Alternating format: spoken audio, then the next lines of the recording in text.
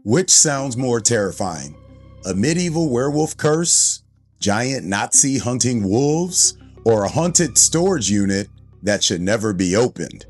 Welcome back to The Final Cut, your daily pulse in horror. It's Monday. I'm Travis, and today we're talking about our first look at Robert Eggers' highly anticipated Werwulf, a World War II action horror film featuring monstrous wolves, and a new sci-fi horror movie that proves some doors should stay locked forever. Let's dive in. One of the most anticipated horror films of 2026 just gave fans their first real look. Robert Eggers has officially unveiled the first image from Werwulf, starring Aaron Taylor Johnson, William Dafoe, and Lily Rose Depp. And if you're expecting silver bullets, full moons, and traditional werewolf mythology, think again. According to Eggers, the film takes place in the year 1300, the latest possible period when werewolf folklore still existed in England before wolves were nearly wiped out completely. Even more interesting, Eggers says many of the werewolf tropes we've grown up with simply don't exist in this version of the mythology.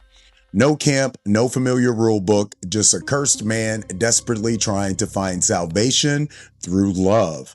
That sounds exactly like the kind of psychological and historical horror Eggers excels at. If The Witch and Nosferatu are any indication, Werewolf won't just be about monsters, it'll be about the darkness already living inside people.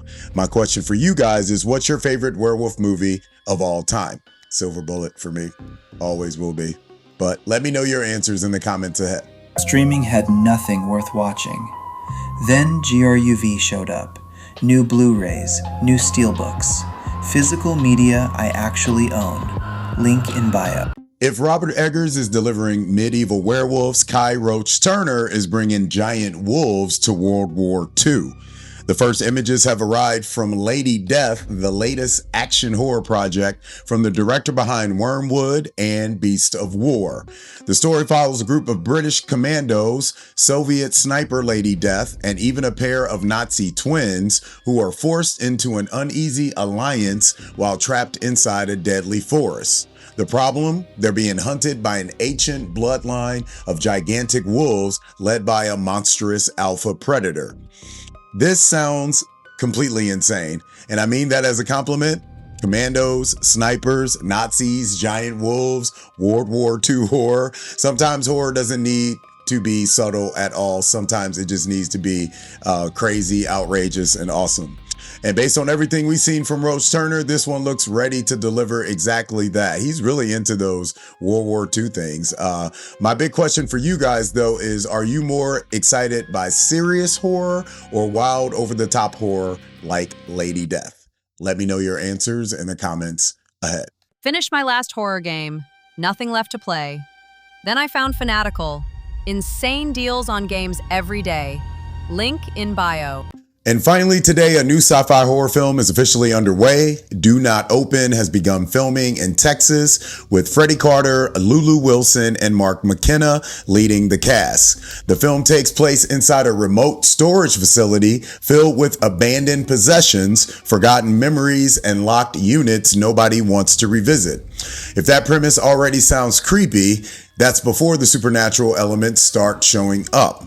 The filmmakers cite inspirations like Christine and Videodrome, which immediately grabs my attention because those aren't movies that rely on cheap jump scares. They're weird, psychological, and they leave you feeling uncomfortable long after they're over. A haunted storage facility is also one of those concepts that feels surprisingly untapped.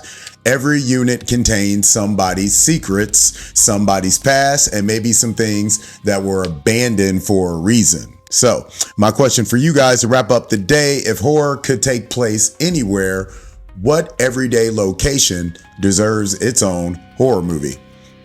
It's fast food restaurants. I don't know why there's not more fast food restaurants. But let me know your answers in the comments ahead.